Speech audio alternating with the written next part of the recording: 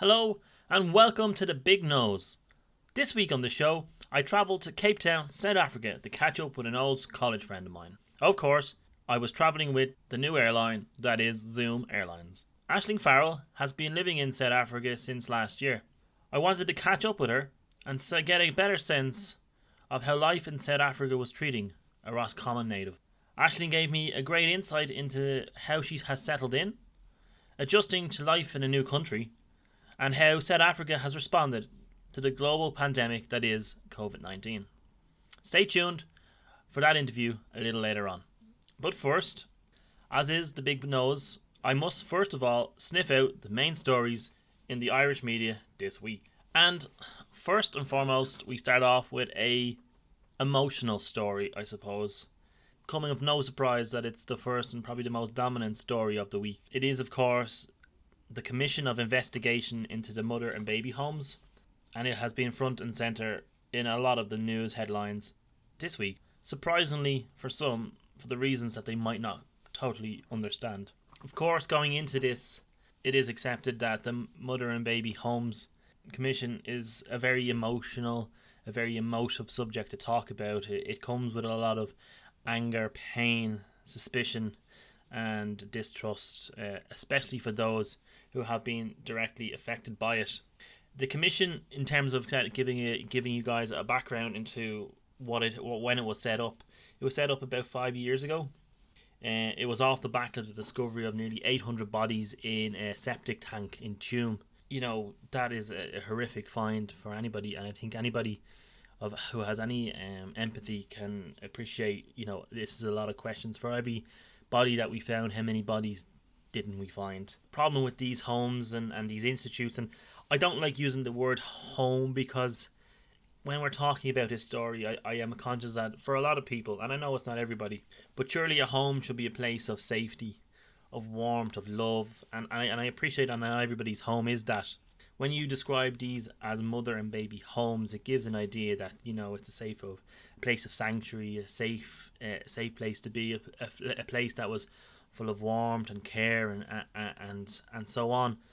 But surely these, as the report and as the anecdotes have come out from the survivors, that these weren't homes. And I think using the word home when talking about this is something that is incorrect, is wrong, because these are institutions for a vast majority of for the vast majority of them run by charities and religious groups, and we know in more recent times the relationship between the state and the governing of the state over these religious institutes and charities. And as much as they were government institutions, there was very little oversight from the government and government bodies from the founding of the state back in 1921 to 22, up to as recent as 22 years ago, in 1998, these institutes have been running. And you know, from doing a little bit of research into the mother and babies scandal, as it's known as, and what goes on in it, I wasn't, I'll be totally honest, up to date with it. But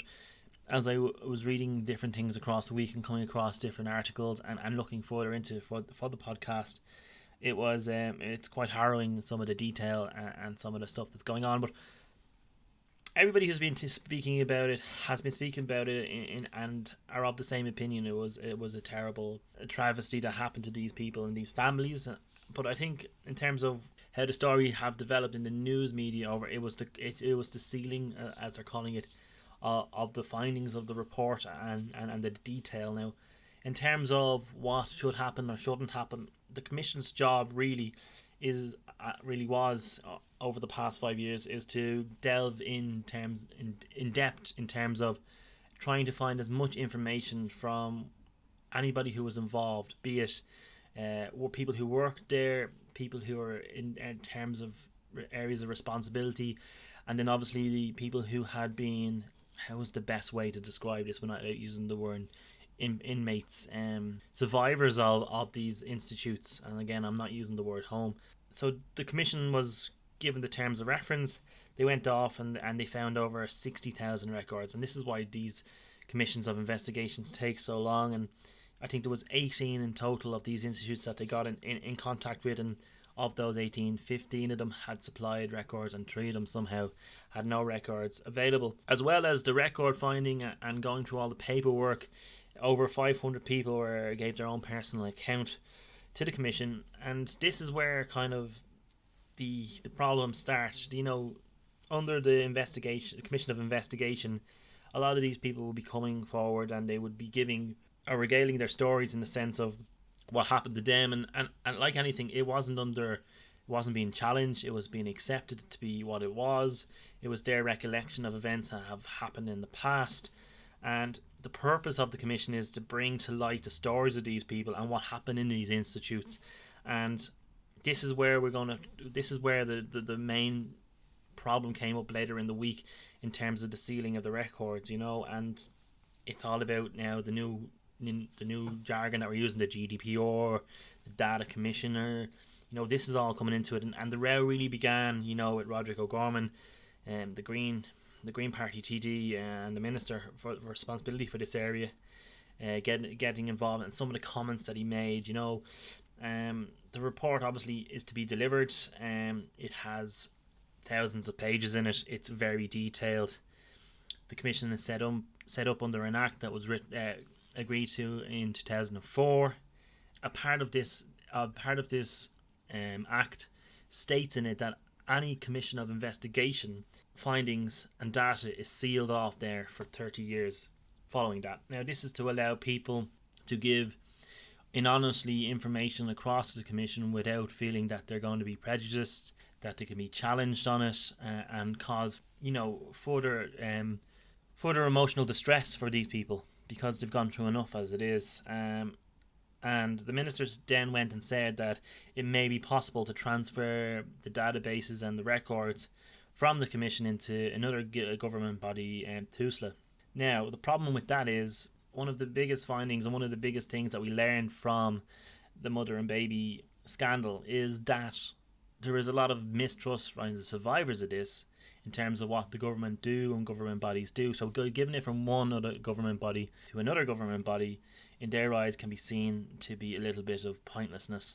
TUSLA might not be trusted. I have no idea in terms of what the general public think of TUSLA, but I can understand from a predisposition from not trusting government bodies how survivors of this might not want their personal data be given across. In terms of the law, in terms of the Act of 2004, it doesn't give a huge amount of direction. It's quite grey in terms of sharing data. Obviously, with new laws that came back in I think it was 2018, in terms of GDPR, the sharing of data, does it contradict the laws that are already in state? And this is where the Commissioner came in. We have to consider all of these facts, and this is kind of where the argument came up, in terms of who is right and who has a right to access this information.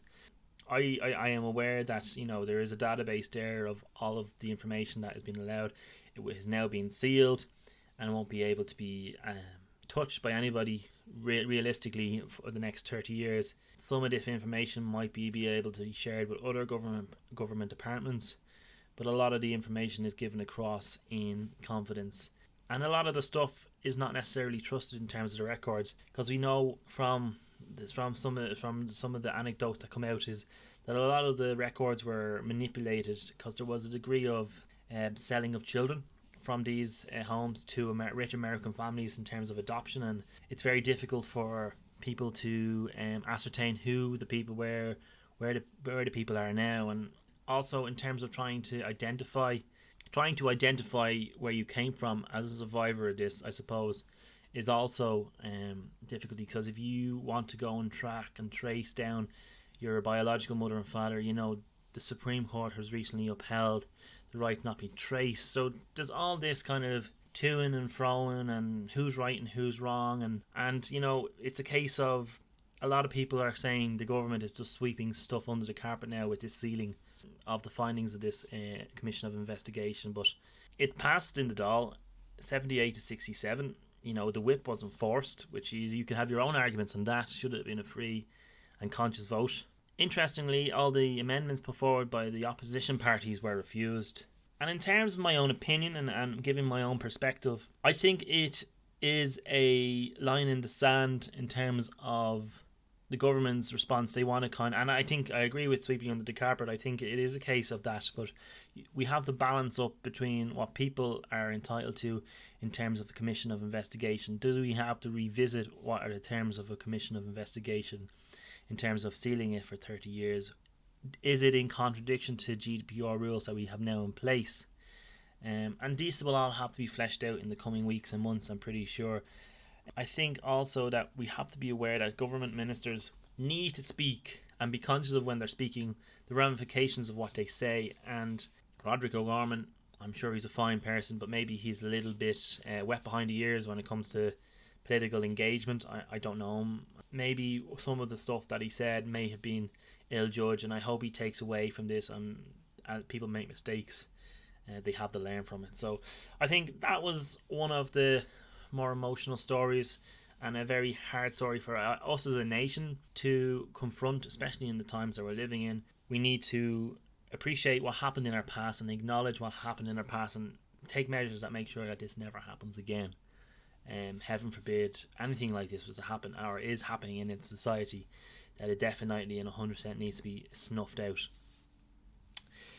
In a week when the entire country went from level 3 to level 5 lockdown, I want to kind of maybe over the next few minutes flesh out and compare the situation we find ourselves now in level 5 as compared to level 5 back in, or lockdown, we didn't have levels back then, lockdown back in spring. And I suppose there is definitely, I don't know about you, a definite difference between this level 5 and the last level 5 or lockdown 1 compared to lockdown 2.0. Came into effect on the 22nd of October at midnight. Now, it's at the 22nd or 23rd. I'd asked Leo Varadkar. He didn't seem to be. But in all honesty, why didn't they just pick 6 o'clock on a Thursday morning? Would have got all that ambiguity. It's last for 6 weeks on the recommendation of NPHET. It was the second letter that NPHET sent. The letter argued from NPHET that, a 3-week lockdown isn't going to work. A 6-week lockdown is going to be more effective. NPHET also recommended or suggested that there was no need to close the schools, and I'll get into that one later on because I think it's an important one just to beef out a little bit different. Obviously, this lockdown means we can't go outside of 5-kilometre radius again, and this time there is penalties and implications for doing so. There was a little bit of the easing of the restrictions in terms of going by the government's living with COVID framework, the level 5. Obviously, the weddings were supposed to be down to 6.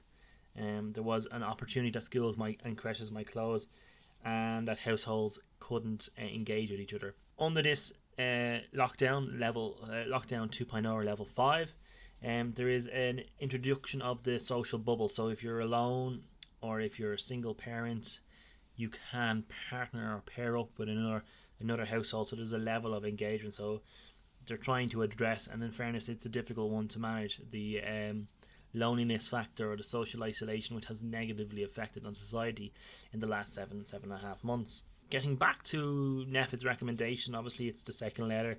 It's 2 weeks after they initially leaked it or suggested it to the government. The government then put the plans in place, and I spoke last week about the fact that the government took forever to create leadership. But Micheál Martin on Taoiseach came out and he spoke to the nation, and then we had a press conference, and then we went into lockdown 48 hours after that speech. But I think there's a lot of cogs in this wheel, and lockdown involves a lot of sacrifice by a lot of people. But I think personally the big difference is that the schools are going to be staying open at the moment when we're having this broadcasting this podcast. But the way the schools rolled in behind, and this is where the unions, and I'm no problem with unions, everybody's entitled to membership for a union. But the way they rolled in and they kind of tried to, say that people didn't value teachers and people didn't understand the risks that teachers were taking, I think was a little bit uncharacteristic of the goodwill that's going around in this country. And in terms of that goodwill, it's a lot less than it was back in springtime. There's a level of division within society in terms of who should be staying open, who should be travelling where, and it's obvious. I've been out doing my shopping and I've seen bookstores open, I've seen I've seen vaping stores open, and I do question some of the stores that I see being opened. And I appreciate that people want to stay and work, and that's fine. But in terms of the idea behind level 5, it's to reduce our social exposure in terms of people that we're coming in contact with. If there is too many places for us to go and too many places for us to congregate, then that is ill-advised and against NPHET recommendations. But I think the big thing about the teachers is, threatening that there's a possibility that when we come back from the midterm break after Halloween, that schools may not be in a position to facilitate the opening of schools is ill-judged, and I think teachers will lose a lot of brownie points that they built up with the general public over the last 7 months. I think a lot of people and a lot of parents would have appreciated the level of work involved in schooling their children that they may not have previously appreciated. That does not mean to say that they don't want their kids back in school. Of course they do, and we want all of our kids and the up and coming generations to have access to education, as we all have had coming up ourselves. But I think the unions just need to revisit their position in terms of how they're addressing their members, and try not to create division where we don't need division. We need unity in the community at the moment, and this is ill-advised, I would say. Of course, with lockdown 2, there was a huge amount of jobs being lost, as not as many as I think in the last lockdown, but I think the figure is 150,000. 6 weeks PUP, or pandemic unemployment payments, a new four-graded system of the EWSS, or the Employers Wage Subsidy Scheme, which I think is welcomed amongst the sector. But one thing that came out of the lockdown, new lockdown restrictions, is the approach by An Garda Síochána, and kind of the level of fines that are going to be in place. And I think at the time of this recording that the fines will be coming into place, and there has been different people in society saying different things and different interpretations of what has been said. Fines of €500 if you breach your 5 kilometres. If you're a repeat offence of 2 or 3 times, you have face imprisonment and up to 2,500 fine. The Garda Commissioner, came out and said, this is an area of last resort. We don't want to do this policing by force. We want to do it by consent. And I think that's a great approach in terms of what we got in the last round. And Irish people are very, obliging of the police. In the most part, I know we saw scuffles in Grafton Street during the week, and that was unsightly and unwelcome. 11 people arrested. As a community, we need to come together, and that would be my message across. We all are in this together, and as much as it is hard, and as hard as it is, we just need to come together, do the right things, reduce our circle of social contacts, stay indoors as much as we can. The weather isn't as great as it has been in the summer, so it's a little bit easier. And then obviously don't have house parties. Now, there was a little bit of a laugh going around that you'd have guards knocking at your door if you were having a house party, but as long as you didn't answer the door, the guard couldn't enforce the law. Now obviously that is as true as that might be. The guard can then still wait for people to leave the house. They're not going to stay there for 6 weeks. So there is a level of laughter behind that. The guards still can enforce stuff. They don't necessarily have to be in the premises to give you direction. If you refuse direction of a guard, then you can be penalised. The commissioner came out and kind of argued against what the Garda and inspectors representatives of saying that they couldn't enforce the new legislation or the new rules. I think they can realistically, if the will is there by An Garda Síochána. Finally, I think the biggest non-story of Lockdown 2.0 at the moment is the ViraPro, or the hand sanitizer, hand gel, blew up on Thursday night, Friday morning, when schools who were using this hand sanitizer were told that they needed to remove this hand sanitizer, and if they didn't have any substitute hand sanitizer, that they needed to close down for the day or go midterm early. I think that was a non-story. I know people are trying to build it up that the Department of Agriculture knew about this on Tuesday, didn't report until Thursday evening, and caused the pandemic. This is a storm in a teacup. Yes, the hand gel was causing dermatitis. Yes, the hand gel might cause headaches and breathing difficulties, but not in a case of it was life-threatening, So we just need to get a little level of perspective. The hand sanitizer didn't work. The kids got off school a day early. Okay, we need to ask questions of the procurement process in terms of who knew what about in terms of that. But in the great scheme of things, the kids getting off a day early in a couple of schools, no big deal. Finally, and probably the shorter story, but still one that was trending quite heavily in our news blogs and news feeds this week, was, of course, the final presidential debate, which, in my opinion, will probably have no effect on the presidential election because a lot of the people in America have already voted. But I think the biggest takeaway or the biggest learnings with this is that Trump was a little bit more muted, mainly because he has threatened that he would basically be muted by the host. He was restrained, he was muzzled, if you want. And you know what? I think Trump's opinion and people who are feeding him information will probably tell him, this is not a bad thing, Donald. Let Biden chat away, say as much as he wants, because he'll walk himself into a pitfall, which, in fairness to Biden, on reflection and looking back over it a second time, Biden avoided any slip-ups. He avoided any pitfalls. Speaking probably less than I thought he would have. Biden was seen as the grown-up for the White House, and Trump, seen as the man without a plan, I think is the best way to describe Donald Trump. He's good at sound bites. He was preaching to the converted already. He was appealing to his base. I think Biden was more of appealing to the middle America. Maybe he was appealing more to the undecided. And I think it's possible to say that, this did more good for Biden than it did harm to Trump, because Trump wasn't able to come across as crass, as sullen, as negative as he normally would be. There was a possibility that Biden wouldn't be seen as positive. Another takeaway was, Trump's opinion or comment that he was the best president for Black Lives Matter community in America was a bit weird. I find Trump entertaining, but some of the stuff you just have to scratch your head at it sometimes. And it is possible that at this moment in time, I think there was up to 50, maybe 60 million people have already voted in America. And obviously they use the college system in America in terms of votes. So if Biden wins, he might still lose the election. My problem with this whole thing, right, as an observer from the outside, is that there's 400 million people living in America, and all they can find to put up in terms of leadership is two men in their 70s. Now, there's nothing wrong with being in your 70s, but the two men in their 70s, realistically, one is a journeyed, gravy train politician, Joe Biden. I'm not saying he hasn't done a lot, but he's been in the system for nearly 50 years. And a TV personality who is out for his own goals. Two of them don't necessarily serve the best needs for American nation, especially in a time when they need a man or a woman with a plan, with a sense of where we're going to be in 4 years' time, where we're going to be in 8 years' time. And I think in terms of the Democratic and the Republican Party, they need to look inwards in terms of the people that they're attracting into their party, what their party stands for. Are they going to extreme? Do we need to come back to the middle in terms of getting everybody on the same train? And it's an opportunity, I think, in terms of if Donald Trump wins, then you're going to get a new president in 4 years' time. Regardless of what happens, please God, we'll be in a better situation.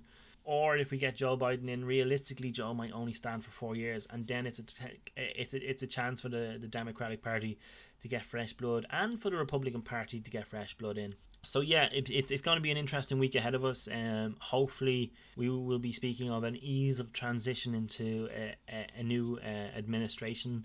Perhaps not, but either way, it's going to be an interesting week ahead. And those were the three main stories that I feel dominated this week in Ireland. First of all, and probably most important of all, the Commission of Investigation into the Mother and Homes Institute bill.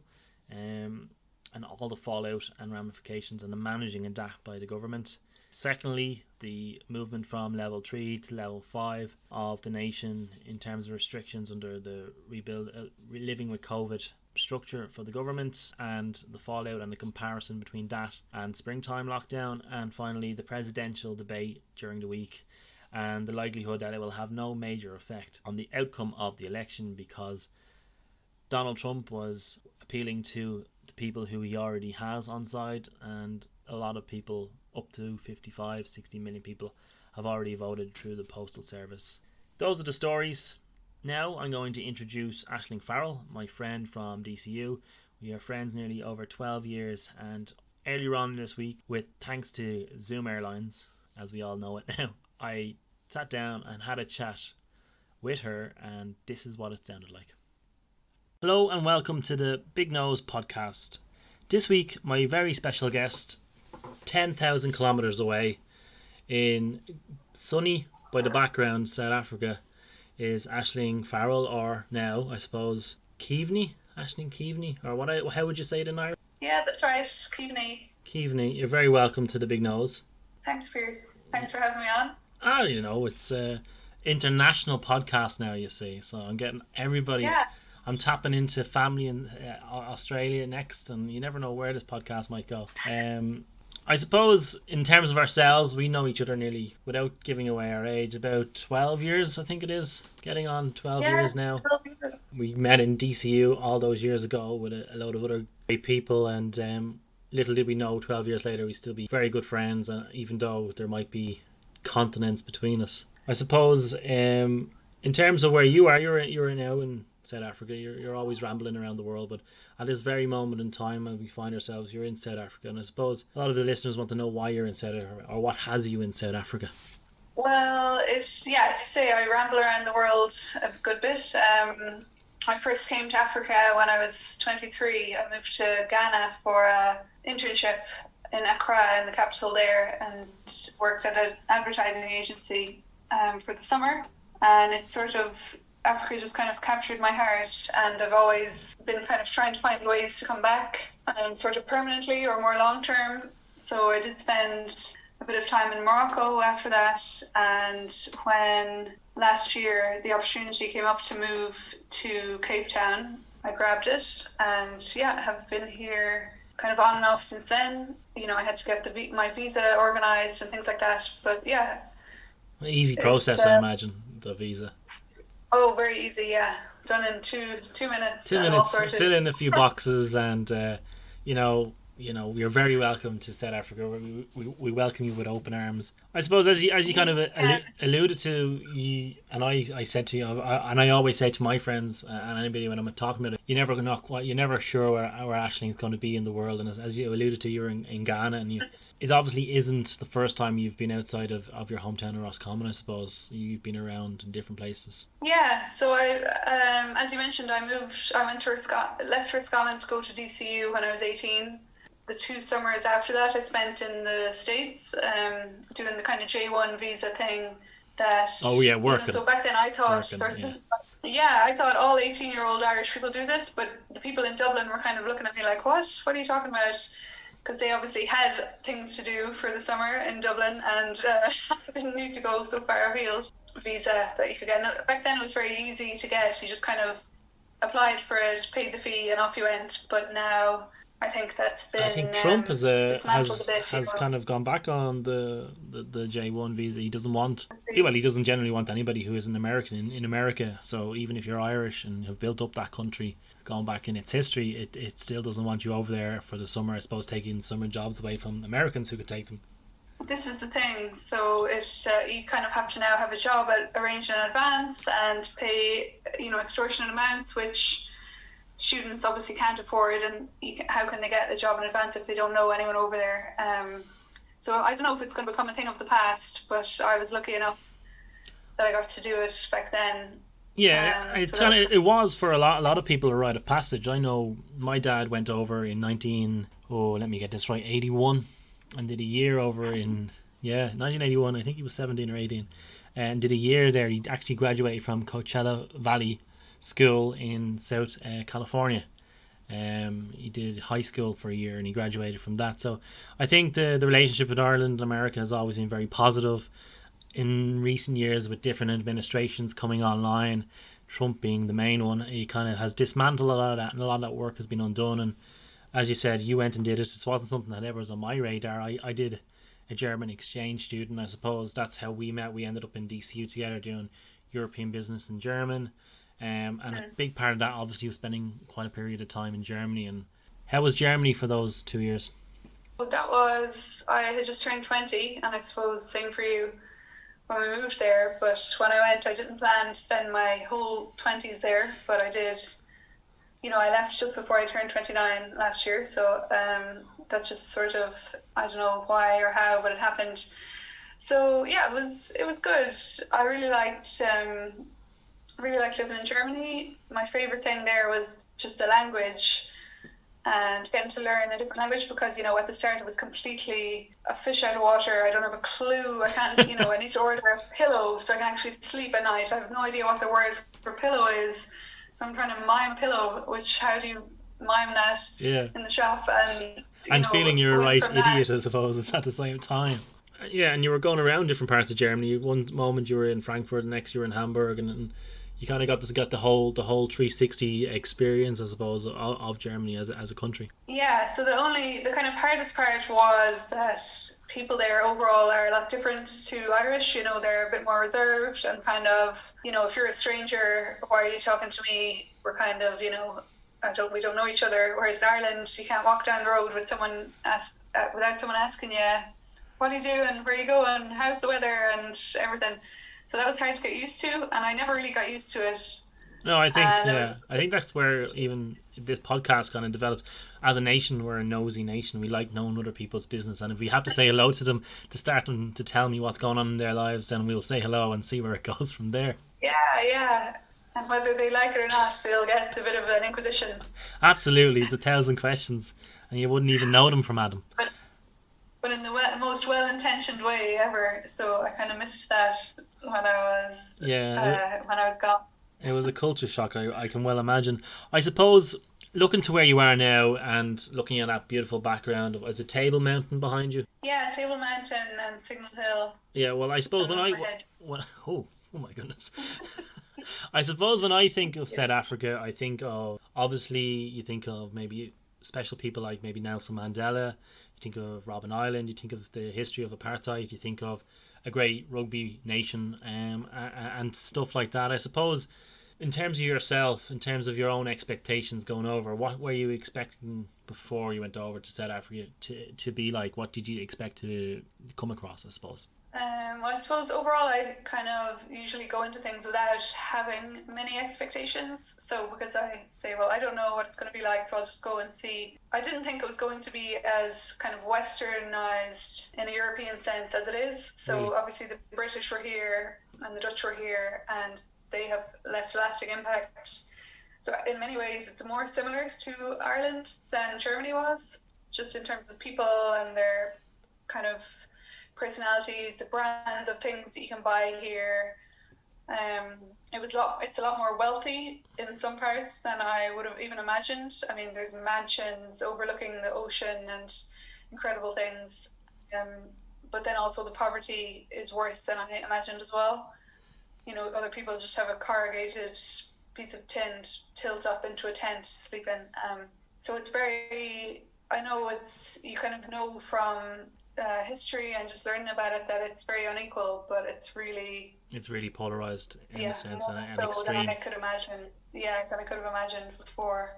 I like what you said there. I like your approach that you were saying, like going in somewhere, not having trying to bring in any baggage or preconceived ideas of a place is something that not everybody's able to do, because obviously we're in a world where we are surrounded by information. Google is at our fingertips a lot of the time, so it might be, a prerequisite or predetermined that you might go and see what's going to happen and what I am expecting. But it's great to see, I suppose, from going around and traveling as much as you have. It probably has broadened your eyes to say, well, there's no point in going in here and going in with a closed mind. We might as well be open to it as much as possible. I suppose then, you've been there now a good period of time, I suppose. What's the reality? Because I know you've spoken to me over WhatsApp and different things, and you're able to get me sometimes depending on the level of internet. What's the reality of living in South Africa? So yeah, definitely. So it changes a lot. So when I first got here, they had just emerged from a drought. So they were, counting down to day zero, where they're going to cut the water off. There would be no water coming out of the taps. You'd have to queue up, no matter rich or poor, to collect water and bring it home to use. So it was very, water conservation, and people really did knuckle down, and they did it, they were really careful. They limited themselves. So they did avoid day zero, at least here in the Western Cape. But they do still have a lot of problems with electricity. So the ESCOM is the national, kind of equivalent of ESB sort of thing. But they just have so many problems. Sounds like the SBI. Maintaining stable electricity production. And it's not because, a storm happened or anything. It's just that they, one day they'd say, oh, the coal got wet, so we have to cut off the electricity, or, there was a fire at one of the plants, so we have to cut it off. So yeah, there was a long few months where every day the power was being cut for at least 2 hours, and sometimes in the morning or in the afternoon or in the evening, and they kind of had a timetable, but they didn't go by the timetable. So you'd be trying to plan, okay, I can do my work and my cooking and everything in these hours, and then it would just suddenly turn off. And in winter especially, which we're just coming out of winter now, it's coming into summer, but it was really cold, and kind of you couldn't have your heater on, or Just couldn't get have the Aran anything jumper out. going. Just get the extra Aran jumper out. You'd be sorted. Oh, exactly. A few iron jumpers and the job was good. Absolutely. Well, a woman like yourself So should have yeah, plenty of those hanging around the apartment or house or whatever. A follow-on question was that you've been there now. You've kind of, the reality is become your new normal, as this phrase has been bandied about a lot now. For yourself, what's been, on a personal level, the biggest adjustment you've had to make? Has it been a case of you had to find a new brand of tea, or well, funny you should say that. The biggest adjustment is that you can't buy Maltesers here, which is my biggest comfort food. what? I would eat a family-sized bag of Maltesers on a bad day or on a good day, depending on your point of view. But they just don't have them. So if you're ever passing this way, feel free to bring an extra suitcase full of them. Yeah, I you will can be always get forever those. grateful. You can always get those in the airport. Those mega-sized bags of Maltesers. Yeah, yeah. So I didn't realize that until it was an emergency. It was too late to go back to the airport in Dublin, so I was regretting it. A more serious note is, being outside as kind of a white foreigner is kind of dangerous, because you are seen as wealthy, and we basically are wealthy compared to the average here. So you can't wear jewelry, you can't show that you have a phone or a wallet or anything. You have to kind of try to keep them hidden, walk fast, look like you know where you're going, do know where you're going, but actually you do have to have the phone in case you have to call for help. So it's and nothing. So it's been over a year and a half since I first moved here, and nothing too terrible in that regard has happened. But you are conscious of it, because you have to be, and it will be very irresponsible not to have it in mind, which just was not the case in Germany and was not the case in Ireland. Of course, So you're learning of a new sense of self-awareness, I suppose, of where you're at, or who's around you, or where you want to go, and what's the best way to go, and what, and planning for those unfortunate incidents that thank God haven't happened, but always have the possibility of happening in the situation that you are in. I suppose, as you said, you moved over there about a year and a half ago. One thing that a lot of people talk about when you're away is the feeling of missing family, and you quite a lot of siblings, your mum and dad at home as well, and a large family, and I suppose the feeling of homesickness and how you manage that. I know you've obviously travelled around the world, and from knowing you and knowing your family, a lot of you is like moving away and moving around, and being as far away as from Roscommon as physically possible for a lot of the time, and God help your mother and father. But the feeling of homesickness and missing in the family, I suppose, how do you manage that? Because it's not a case of you're in Germany now where you can fly home in 2 hours. It's quite a commitment getting home from where you are now. Yeah, so that's right. I've never really had homesickness, because I kind of feel like wherever I am, I'm at home. But I do miss my family all the time, and friends at home. But now we're so connected, and as you say, I have 5 siblings, and I have my mum and dad. So if I feel homesick, I can ring one of them, and one of them will pick up the phone, and we can have a chat and a laugh and just feel connected again. So that kind of assuages the feeling a bit. But it's true that once lockdown kind of started, I think on 27th of March here, where they totally banned any flights out or in for any reason or anything like that. So I suddenly felt the distance, and that in Germany you could say, oh, this one weekend this month I'll hop on an Aer Lingus flight, it'll be less than €100, I'll be home from Friday to Sunday, I can be back to work on Monday. Here it's more like you have to save up, it's more like at least €500 and, kind of 14 hours and changeovers and layovers, and that's if you're even allowed legally to leave. So it did feel there was a sort of momentary panic of, oh my gosh, I'm trapped here, when will I be home, when will I see them again? yeah, it's sort it's kind of calmed down a bit now. Things are opening and easing here, if not there. But we're managing, and we know we will all be back together at some point. Probably not this Christmas, but by next Christmas, hopefully. Fingers crossed. So yeah, so I don't know. I don't really do anything to manage it except to keep in contact with them more when I feel that Yeah, I suppose feeling it's a of missing case them. of checking in from time to time, and obviously I imagine there's a family WhatsApp group or whatever, or Yeah, you know, and so like you mentioned, Roscommon, it's not just that we are all leaving Roscommon. There's just not that much employment for people of our age. So even all my friends and so on of our generation also live a lot further afield. So it's not like if I was there, I'd see them all every day. no, yeah, Kind of quite the you contrary. have to spread your wings sometimes, So especially as you said, if you want employment, you want work, you have to go where the work is. You can't always stay at home, and because it's not always there for you. I've met your mum a few times. I've spoken to her about always gallivanting off. But I suppose how did your family react to your decision to say, okay, this is it, I'm off to South Africa? well, I think they thought I was under coercion and being kidnapped or something first, because my mom had kind of, she knows she has some colleagues who are nurses and things like that who are South African, and they've kind of escaped to Ireland, and they're telling her, the economy is so bad, everything's so bad, it's so dangerous, and this is pre-COVID, so there's other layers to that now. And so she'd be, Googling it, reading the news for here and seeing, it's kind of like one of the most dangerous cities in the world and things like that, which is true statistically, but it depends on the area you're in. Johannesburg is worse than Cape Town, the townships are worse than the city, things like that. Yeah, it's like at home. So she was very worried and like really didn't like the idea at first, but she knew, well, she hoped I'd be kind of sensible and knew best what to do for myself. And my dad is always more like, oh, sure, whatever. Hopefully you'll be back for in the next big party or wedding or Christmas or something. Yeah, He a never little bit easy, got more easy going. Yeah, so I think they were worried. But now that I've been here this long and I'm always giving them positive reports of everything, they are a bit more relaxed. So I'm hoping to get them out here one of these years for like a nice tour so they can see that I'm not just pretending it's all roses, but they can see Yeah, it for well, I themselves. suppose when you're going for a holiday, it's different than Yeah, going to but live. still, I think it would help them to see how like nice the neighborhood is and how nice the people are and just how Yeah, because beautiful I think everything is. you can only explain in so many words what an area is like or how something is. You can only, Yeah, if you want to yeah, know something, sometimes the best thing you can do is go and experience it. The great thing about being Irish is that we get everywhere, as your family can testament to.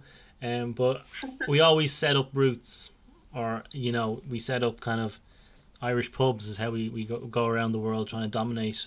But is there a big Irish community, I suppose? yeah. So I can't believe how many connections and how many people from Ireland or connected to Ireland that I've met. I think the best was when a week after I moved here in March 2019, it was St. Patrick's Day.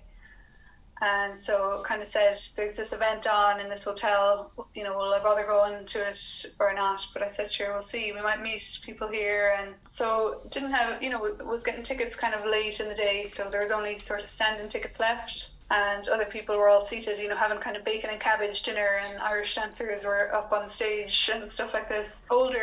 Two older ladies kind of said, oh, sure, can you sit here? There's free seats. Our friends aren't coming. So sat beside them. And they said, where are you from? And what are you doing? And all that. And it turned out the lady was from Roscommon, and her father had retired from work the day my father started. So my dad knew her dad, who had since passed away because she's in her 70s now. And I thought, Jesus, I've been here a week, and now there's someone from down the road at home who my whole family know. There's no way, you can't go You anywhere to can't get go away from anywhere. No, I it. think as a nation, I think I was over in the States one time. I came across a lad who lived two roads away from me. Like it's such small. And even when we went to Germany, that one of the lads who owned the Irish bar, he grew up Barry around the corner from me. So it doesn't matter where we go in this little planet of ours that we can't find people that we know or knows our family. I suppose. Speaking about are going around the world, and obviously at the moment no one's going anywhere really. COVID-19, as is happening at this moment, is being moved to the highest level in Ireland. We're going into winter. You're going into summer, I think, or spring or whatever. Yeah. So you're going into that, and you're coming out of lockdown, I suppose. In terms of COVID-19, how has it affected South Africa as a country? And I suppose what have South Africans' response been to? Well, they had one of the strictest lockdowns in the world, or the kind of harshest ones, and it went on for quite a long time. And once it started, there was no getting around it. It was very, very strict. So for about 6 weeks, you couldn't leave your house, even for exercise. So you could go to get groceries or to get medical care, but you couldn't just go for a run or be walking about outside. And then so that was level 5, and that lasted for 6 weeks. And then after that, level 4, you could go outside from 6 a.m. to 9 a.m. to do exercise, which kind of was a bit nonsensical because it meant everyone was out on the streets at the same time, like running into each other, trying to get their exercise in. Whereas, yeah, but so even our neighborhood is so quiet, and you'd never hardly bump into anyone or meet anyone. Maybe 5 people if you were walking around for an hour, but suddenly everyone was out, jogging with the prams and with the running and with everything. So they didn't really think that part through, I think.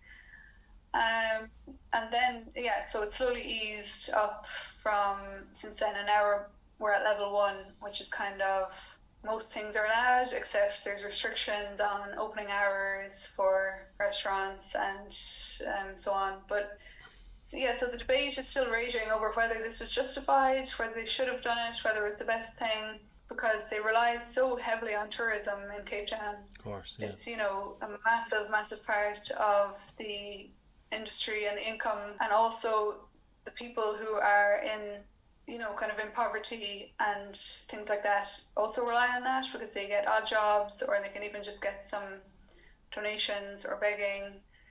So a lot of people now, kind of with the benefit of hindsight, say that it was not the best decision, because they did so much damage to the economy, kind of caused people to be starving, and much more in need. The social impact was too severe in terms of the balance between the need to shut everything down, I suppose, in the healthcare point of view, but the social impacts and the knock-on effects and the lasting effects that it had on society. And I think the same was said here, I suppose, in terms of in Ireland, and I don't know how much you've been able to keep abreast of everything in Ireland, but like we went into a lockdown fairly early doors. We kind of sacrificed the economy for the sake of life and health, and it went on and it went on, and now we kind of came back out of lockdown towards the end of the summer, and now we're seeing the knock-on effects of too much freedom. And tonight I think the Taoiseach Micheál Martin's going to announce that basically we're going back into level 5, or the most restricted lockdown, with the exception of schools being staying open and construction work staying open. But for me, the lucky side for me is that I'm still working, and I still have a routine, and I can get out of the house in the morning, come home, and I have full work, and that's great.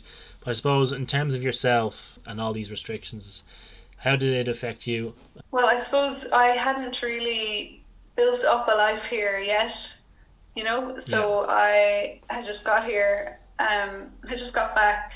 I remember you leaving on the plane, masked up, ready to go. And so I just got back here, and it was lockdown, so I kind of, it was weird. It was like being in this bubble, and so with amazing views, which was lucky, so kind of a balcony, these amazing sunsets and sunrise and weather, but you couldn't go out into it to enjoy it.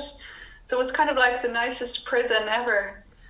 It was fine, had all my books, had all my stuff to do, but it would have been nice to step outside and actually enjoy it. So it was, and I suppose as well on a personal level, you did celebrate a not so insignificant birthday during that lockdown, I suppose, which obviously you may have had larger plans for what you might have wanted to True. do, but For my 30th well, you in said it, April, not me. I had thought, I'll go to a nightclub in Cape Town for the first time and kind of go into the city centre for a night out, what it's all about. And that was swiftly removed from the equation. So just in my living room with a Rice Krispie cake, that was the celebration. I know the feeling. It was me a month later here, basically. Parking the negativity of COVID-19 and what it is, I suppose, looking into the future and our crystal ball, as I keep saying to people, for 2021 and a COVID-free society. What do you think it will hold for you?